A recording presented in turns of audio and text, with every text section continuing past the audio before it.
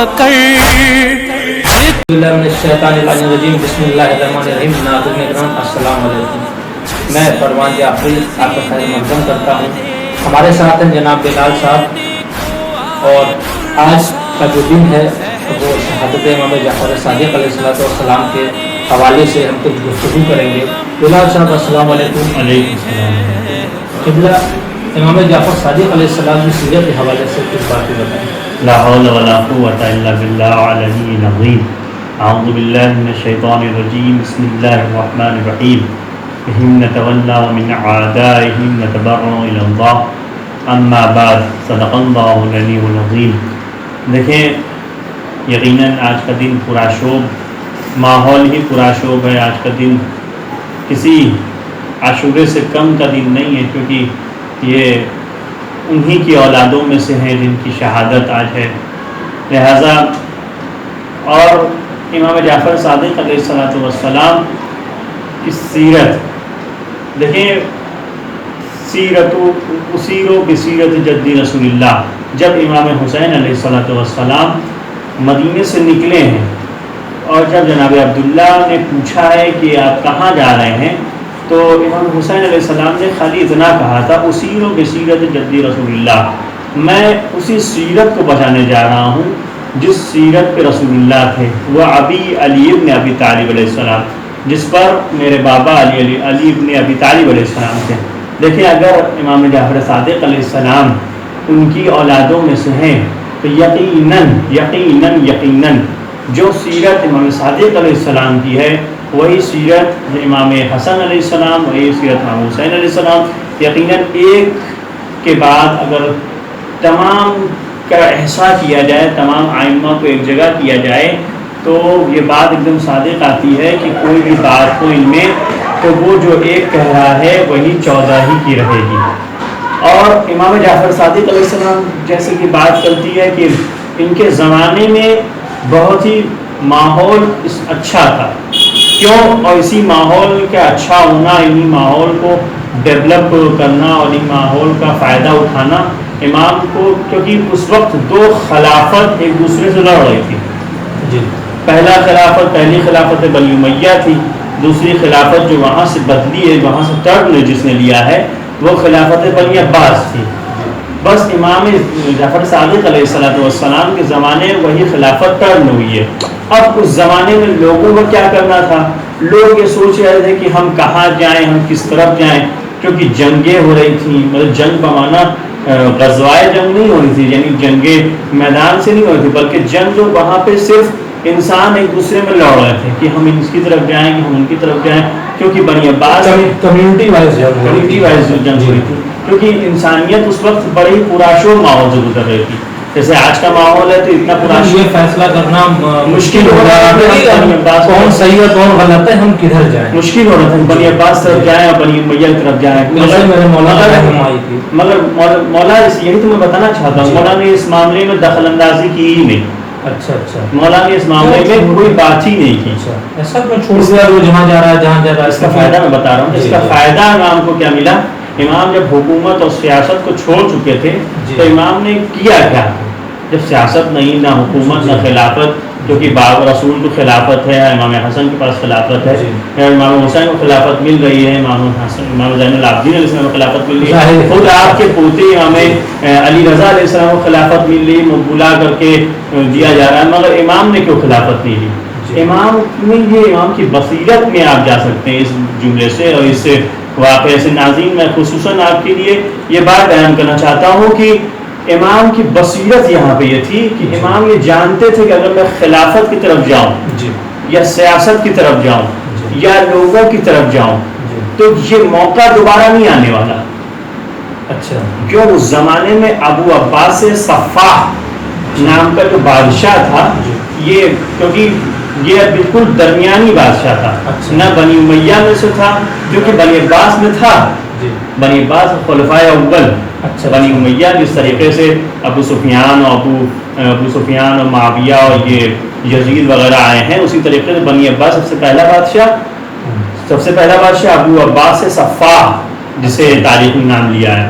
اس کے بعد کا جس سے امام کو کوئی بھی دقت نہیں تھی، خصوصی بات یہاں پہ بہت ہی اچھی بات ہے، امام کو کوئی بھی اس سے امام کو کوئی بھی تکلیف اور کوئی بھی رسپانسبلٹی بھی امام کو کچھ نہیں تھی، کوئی پریشانی امام کو نہیں تھی، مگر امام نے یہ دیکھا، بصیرت دیکھا کہ کوئی بھی پریشانی کا ماحول نہیں ہے، جس طریقے چوتھے امام کے زمانے میں دیکھیں کہ پریشانی کل ماحول، امام تیسرے امام کو قتل کرنے کے بعد بھی ان کے پیچھے جاسوس لگا دیے گئے، اور امام کو کہا کہ جاسوسوں سے کہا گیا کہ امام کا پیچھا کرتے رہو، امام کو دیکھتے رہو کہ کہیں یہ تبلیغ دین نہ کرے۔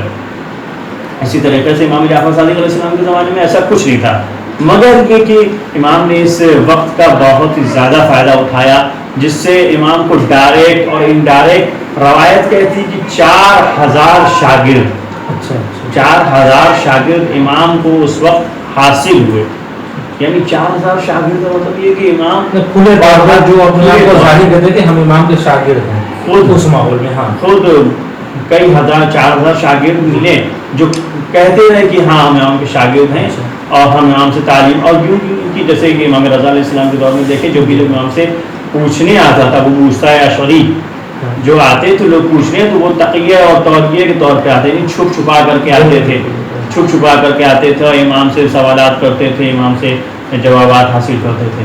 مگر امام کے زمانے میں جتنے بھی 4000 افراد تھے وہ بالکل کھلم کھلا اور یوں سامنے سے آ کر کے امام سے پوچھتے تھے، اور ادھر کوئی بھی مسئلہ نہیں رہتا تھا۔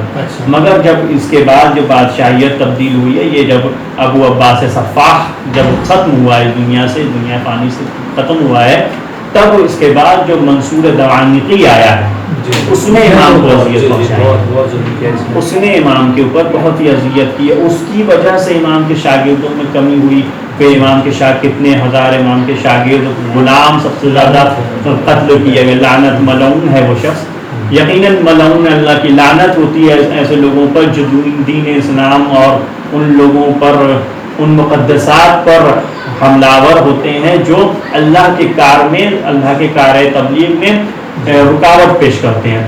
یقیناً اب کیا ہے، امام کے زمانے میں اسی سلسلے سے ایک شخص تھا، سیرت ہے امام کی، اب یہاں سے ہمیں اور آپ کو یہ سیکھنا چاہیے اس شخص سے جس کا نام امام روایت نے عنوان بصری کے نام سے درج کیا ہے۔ وہ ایک مرتبہ بہت ہی پریشان تھا، کیونکہ امام اس وقت اس جگہ پر تھے نہیں جہاں پہ وہ رہا کرتا تھا، بصرہ سے آیا ہوا تھا مدینے، تو امام مدینے میں نہیں تھے۔ بہرحال امام اس زمانے میں کہیں گئے ہوئے تھے، تو کچھ سالوں تک وہ بصرہ جب آیا تو کچھ سالوں تک مالک جو ان کے خلفاء ہیں، مالکی جن سے چلے ہیں لوگ، جن سے خلفاء مالکی لوگ چلے ہیں، ان سے وہ درس حاصل کرتا رہا، کئی دن تک وہ درس حاصل کرتا رہا۔ اس کے بعد امام کے زمانے میں جب امام اس جگہ پر آئے تو اس نے کہا کہ مالک سے ان سے میں درس حاصل کر رہا ہوں، اس سے اچھا ہے کہ امام سے درس حاصل کروں، ڈائریکٹ امام سے۔ اس کی ذہنیت تھی، وہ سوچنے لگا کہ ہاں بہت اچھا ہے۔ اب وہ اٹھا اور جانے کے بعد امام سے ملاقات کی، امام سے سوالات کیا، امام کو کہ امام کا درس چلتا تھا، امام کی تبلیغ چلتی تھی، تو امام سے باتیں چلتی رہی۔ اب ایک دن ہوا، 2 دن ہوا، 3 دن، روایت کہتی ہے کہ کچھ دنوں کے بعد امام نے کہا کہ یہ بتاؤ آخر تم میرے پاس کیوں آتے ہو؟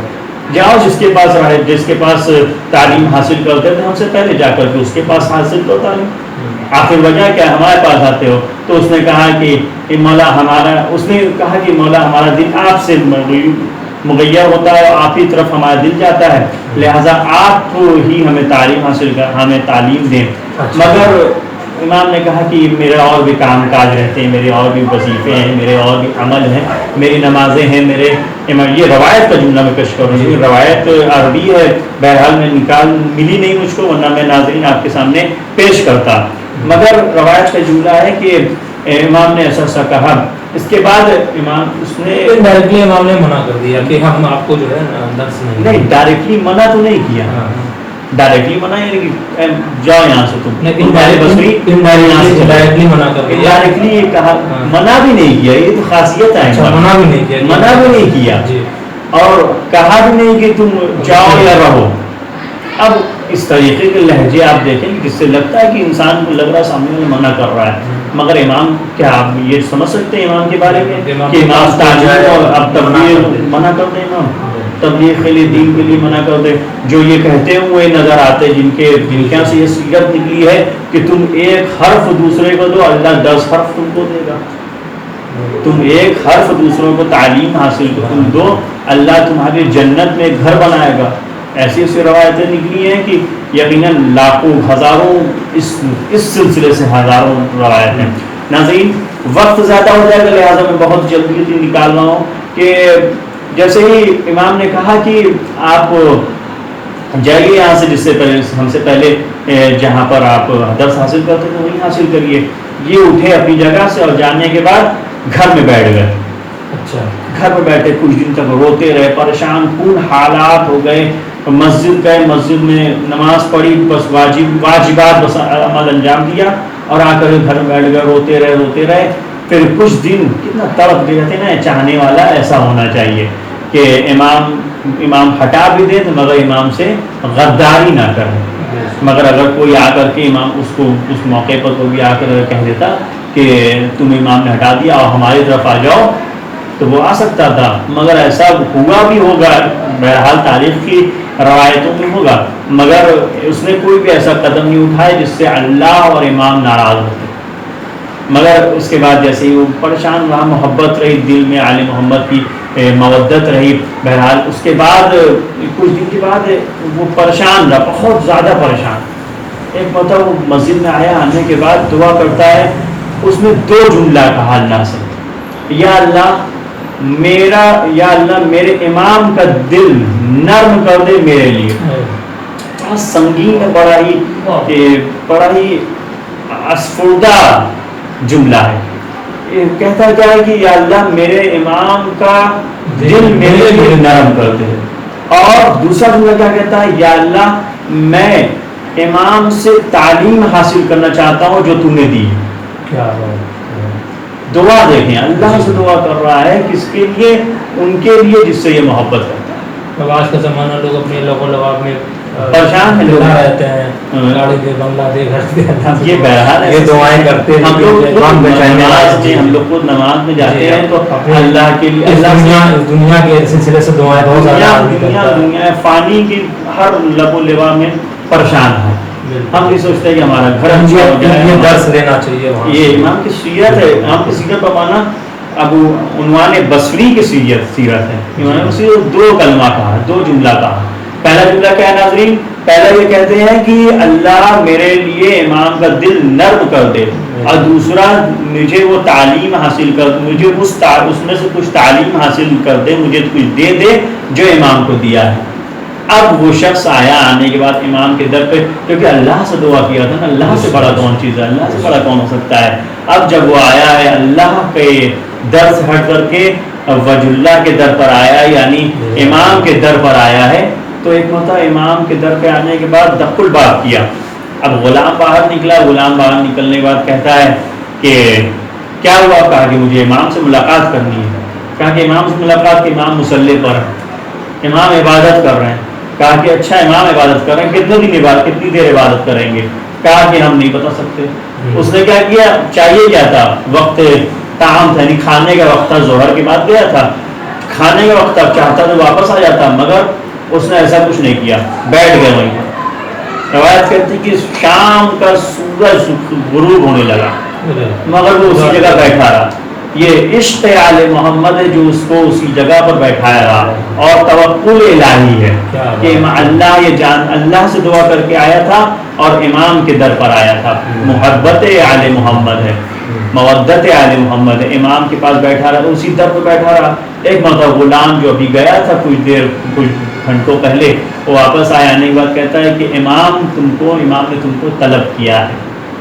ایک مرتبہ وہ شخص خوش ہوا، ابو عنوان بصری خوش ہوئے، اور خوش ہونے کے بعد آنے کے بعد امام کے بارگاہ بیٹھ گئے۔ امام بیٹھے ہوئے ہیں، یہ بیٹھا ہوا ہے۔ ایک مرتبہ عنوان بصری نے دل میں یہ کہا کہ اللہ نے مجھے کہا کہ امام نے یہاں پہ ایک سوال کیا، یہ بتاؤ کہ آخر کیا چاہتے ہو، آخر کون سی بات تم یہ چاہتے ہو، آخر کون سا کلمات چاہتے ہو، آخر کیا چاہتے ہو جو میں تمہیں دے دوں؟ کہا کہ کچھ نہیں، مگر میری اللہ نے مجھے یہ تو آج یقین ہو گیا کہ اللہ نے میری دونوں دعا سن لی، جس کی ایک دعا کا اثر مجھے دکھ گیا، اب دوسرے دعا کا اثر مجھے دکھنے والا ہے۔ خوشی ہے اس کے دل میں، اور خوشی اور مودت آل محمد ہے، محبت آل محمد ہے، جس کی وجہ سے وہ خوش ہونے کے بعد کہا کہ مجھے ایک دعا کا اثر دکھ گیا، اب دوسری دعا کا اثر ملا۔ اب یہاں پہ ایک طویل روایت ہے جس کے بعد اس روایت کے بارے میں ملتا ہے کہ امام نے اس کے بعد جتنے بھی شاگرد آئے ہیں، کیونکہ یہ زیادہ دیر کے شاگرد نہیں تھے، ابتدائی دور کے شاگرد تھے، امام کی ایک مدت رہی ہے، 34 سال مدت امامت رہی ہے، تو امام کے دور میں جو ابتدائی دور کے امام کے شاگرد تھے، تو ان کے بعد جتنے لوگ آئے ہیں تو امام نے ہر سے کہا ہے، اور اس کے بعد بھی آیت اللہ اور مراجع میں کچھ لوگوں کے جب وہ درس خارج کرنے جاتے ہیں تو ان سے یہ تاکید کی ہے، یہ بتاؤ کہ تم نے ابو عنوان بصری کی روایت پڑھی ہے، تمہیں یاد ہے کہ نہیں یاد ہے؟ یہاں پہ دو چیزیں بات ہوتی ہیں، یعنی امام نے جن شاگرد ان کے بعد جو شاگرد آئے ہیں ان سے بات کی، ان سے بھی یہ کہی، اور ان کے بعد ابھی آج تک یہ بات چلی آتی ہے کہ اگر تمہیں وہ عنوان بصری کی روایت یاد ہے کہ نہیں یاد ہے، بہت ہی بڑی روایت، بس اس میں سے ایک فقرہ عرض کروں گا کہ جس میں امام یہ کہتے ہیں کہ اے عنوان بصری، تم یہ چاہتے ہو کہ میں تمہیں کچھ عطا کروں؟ کہا کہ بے شک میری دوسری دعا یہی ہے، کہا کہ تم تعلیم حاصل کرو، تم تعلیم حاصل کرو، یعنی علم حاصل کرو۔ کیوں؟ کیونکہ علم ایک ایسا دریا ہے جس میں انسان ڈوبتا جائے گا، نشیب و فراز سے اس میں سے جواہر نکالتا جائے گا، کچھ نہ کچھ اس میں سے نکالتا جائے گا۔ لہٰذا میں انہی کلمات کے ساتھ اور اللہ کے فضل و کرم کے ساتھ آج امام کی شہادت ہے، اور آپ تمامی ناظرین کو تعزیت پیش کرتا ہوں، اور میں یہ دعا کرتا ہوں خداوند متعال سے، خداوند منان سے، کہ ہمیں امام کے شاگردوں میں سے شاگرد اور ان کی سیرتوں میں سے کچھ سیرتوں پر عمل کرنے کی توفیق عنایت فرمائے، اور ہمیں جو بھی گناہیں ہو چکی ہیں ہم سے، بہرحال یقیناً ہم میں سے کوئی ایک بھی دوسرے کا بھی اعجاز نہیں لے سکتا اور یہ سمجھ نہیں سکتا کہ کون کتنا گناہ کیا، کس نے کون سے گناہیں انجام دی۔ یقیناً کہیں نہ کہیں کسی نہ کسی جگہ پر ہم سے گناہیں ہو چکی ہیں۔ پالنے والے اس درس کے صدقے میں جو ناظرین ہمارے سن رہے ہیں ان کے لیے دعا کروں گا، پالنے والے ہمارے ان گناہوں کو بخش دے جو ہم سے سرزد ہو چکے ہیں، چاہے رمضان چاہے سہون۔ السلام علیکم ورحمۃ اللہ وبرکاتہ۔ بہت شکریہ۔